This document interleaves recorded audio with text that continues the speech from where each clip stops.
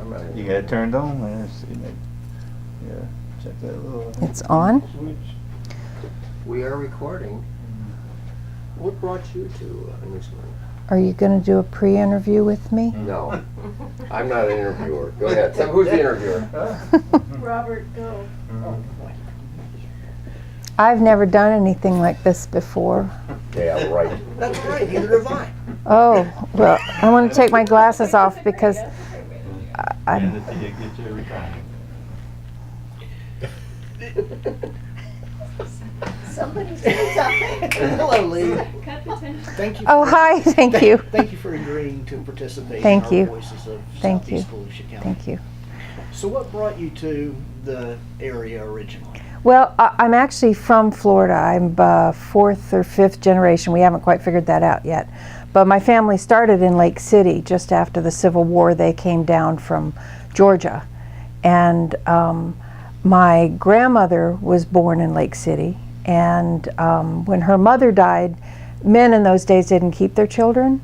So they put all three of the kids up for adoption at the Methodist Children's Home when it was still in Jacksonville. And when my grandmother was adopted, she was adopted by a family. Well, the first adoption didn't go well and she was returned. We don't know why. But the second adoption, her family came up, they were from Melbourne. And the orphanage put her on the train by herself in Jacksonville and sent her to Melbourne with a little wicker suitcase, and her family picked her up in Melbourne. And then my mom was born in Melbourne, and then my brother was born in Florida. And we ended up in this area because my mom went to school in Daytona at the Mary Carl to be a beautician, Mary Carl School, which is now Daytona State. But that's what kind of brought us to the area, and I got here because I used to work in Vero Beach, and I drive down here from Daytona in the 70s, and I always would go down Wayne and then down the river because I just loved this area down here, and when I had a chance to work down here, I grabbed it. You mentioned having been familiar with the area since the 1970s. Mhm. What changes have you seen? Oh my God, this used to be such a sleepy little place. It was, you know, there was Canal Street, there was nothing. I mean, it was sort of dead. And it's revived, and there's people and restaurants and all kinds of things down here that didn't used to be here. Or at least being the person who drove through, I didn't see a lot of stuff. But it's become I just hope they don't screw it up, you know? Make it like Daytona. It would be so wrong. How would you suggest that city leaders handle that potential growth to keep the charm of the old city, but also deal with the modern economy? Figure out what's important to the people who live here. Ask them, not the politicians.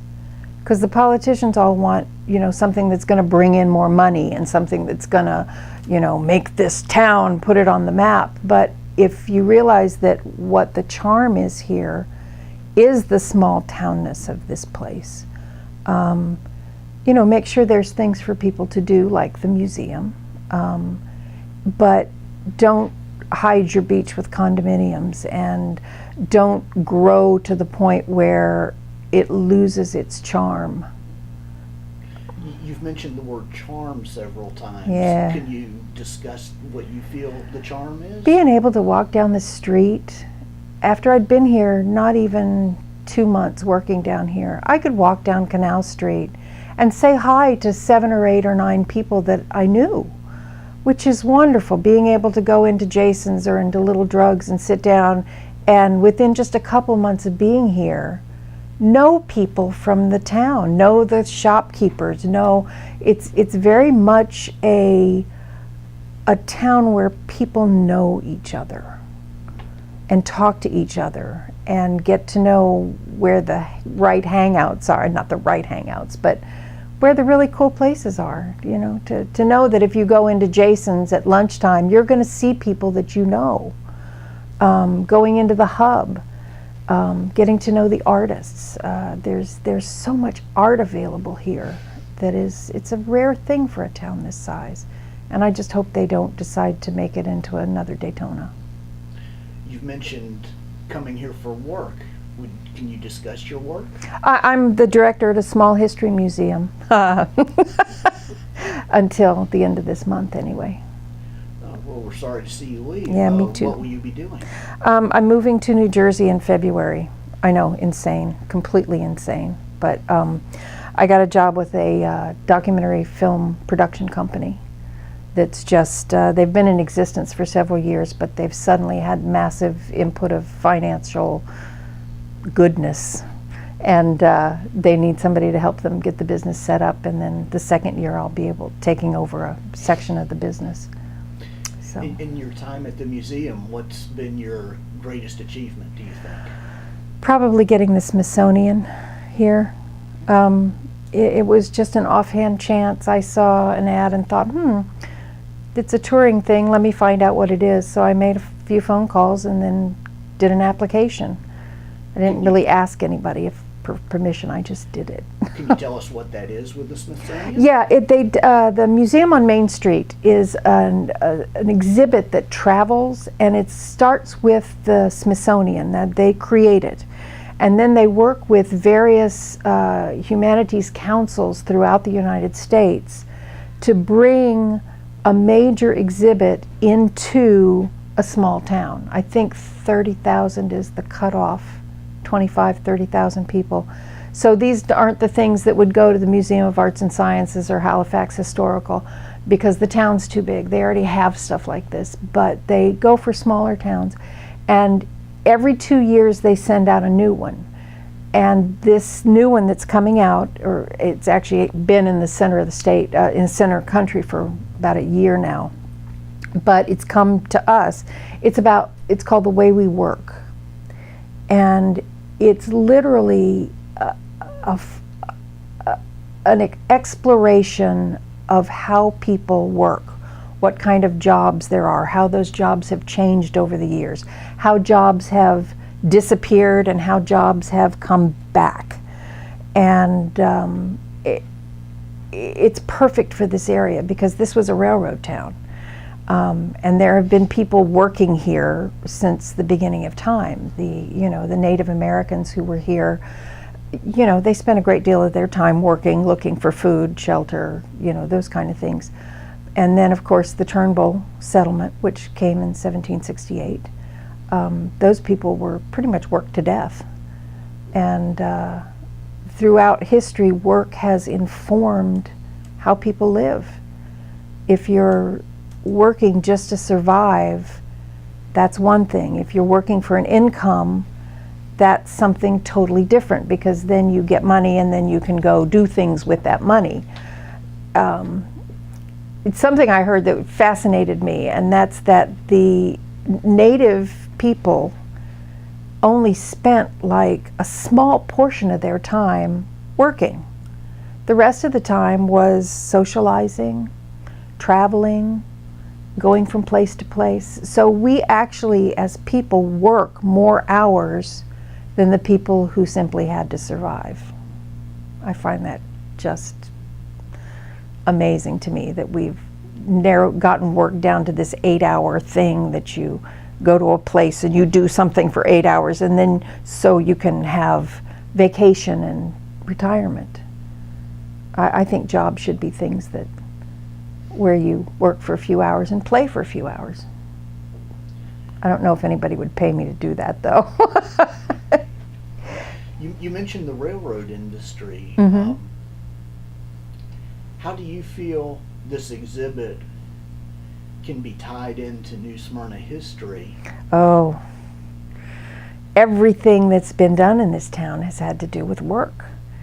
And I hope that every single business up and down Canal Street and Flagler and on Dixie Highway and 44 will participate in some way and show a small exhibit in each of their stores or restaurants or whatever kind of business it is, and show how they got there, show what their business is like, what that business does.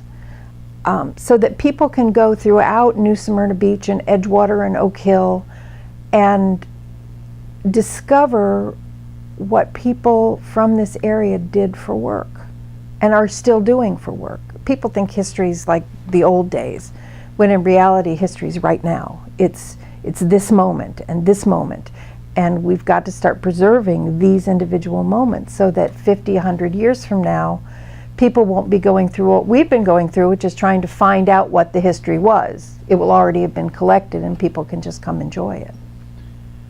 As museum director, do you have any plans to move that idea forward? I did before I got another job. But yes, one of the things that we did while I was here was invite businesses from this town to bring their history into the museum. In short, as soon as they became a business member, they were able to start a file with who works there, how they worked, when the business came into being, any copies of paperwork of incorporation and things like that. I don't know at this point how many have actually taken. I mean, we had 17 or 18 businesses that joined with that premise, but I don't know whether we've had the manpower to follow up and actually get that information from the businesses. Because people get busy and, oh, I joined, and we actually need somebody to stay on top of the maintenance of our members. You can't just have membership. You have to maintain the members. You have to stay in touch with them. You have to encourage them to come and be part of the museum and what we're doing here. Because it's more than just collecting a bunch of artifacts and opening the doors and showing them. It's got to be about the people. If I were a member or just a member of the town and wanted to share my memories of this area, is there a way I can do that through your museum? Yes, it's called Voices of Southeast Volusia, and it's a program where we are training interviewers on how to do the kind of interview we're doing right here, and then recording it so that those stories don't get lost. Because the stories that are up here in the people's minds, unless they either get on paper or on film, they're going to be lost.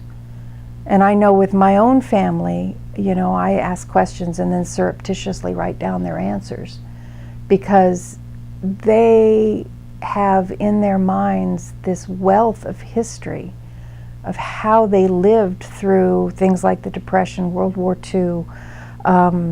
My family, particularly being I'm an Air Force brat, so we traveled every 2 years we moved.